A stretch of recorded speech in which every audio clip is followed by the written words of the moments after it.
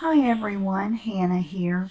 I wanted to show you, this is kind of an overview of the altered pumpkin that I did for the November mixed media box. Those boxes started going out on October 28th. And so I wanted to go ahead and get my video up. I'm consciously trying to get the videos up about the first week of the month. Because I've been waiting too late. And with this particular project and it being, more seasonally themed, I wanted to hurry up and get it up to give y'all some ideas of what you can do. I can't take complete credit for this. I got inspired by Sharon Ziv on YouTube. And she is on, I believe she's on the design team for Prima Marketing. And she does a ton of mixed media projects for them. And she had bought a pumpkin at her local craft store and altered it. And I just absolutely loved it. So I will be including the link to her video below. So that y'all could check out her channel. She's really sweet. She's really talented. So I know y'all will enjoy her videos. And but I wanted to show you this. My camera died at the very end when I was finishing up a couple of things. The things that it cut off was tying on the bow. That was the last thing. But also I had added a little bit of, I added the green rust effect paste, and then I came back and added the tan colored rust effect paste, and then put some of the micro beads on it. I also put some of the pearls on the inside and on some of the flowers. So that part was cut off, but everything else is in the video. How I put a coat of gesso on it in the first place, and then I did use the crackle paste. I did most of it toward the top, and you really can't even see it. Now you can see a little bit of crack right here, and not really sure where else. I put it heavy on the top, but then I covered up the top. So, but anyway. Sometimes when you're doing these projects, just total free form, and you change direction along the process. And so that's basically what happened. I had some certain ideas, and then I changed my mind on some of them. So, but overall, I think it turned out really good. This is where I stamped and then did the embossing with the embossing powder that came in the kit. And if for whatever reason I left anything out of your kit, please let me know. I do try to, follow a list and stick with it. But sometimes, when I get 10 or 15 orders that come in at a time, it's kind of hard for me to remember every little thing. Even though I follow the list, it's about like me with shopping. I'll bring a list to the store, look at the list, and I always forget at least one thing off that shopping list. So if I left anything out of your box, let me know and I'll get it shipped to you. No worries at all. But I thought it turned out really cute. It's just this cute little pumpkin. I just absolutely adore it. So I will definitely be putting this somewhere in my house for fall. You figure we got a few more weeks left, before we start putting up Christmas decorations. So I'm going to go ahead and get this out. But I hope you enjoy the video, the tutorial, and if you have any questions at all, please let me know. Thank you so much.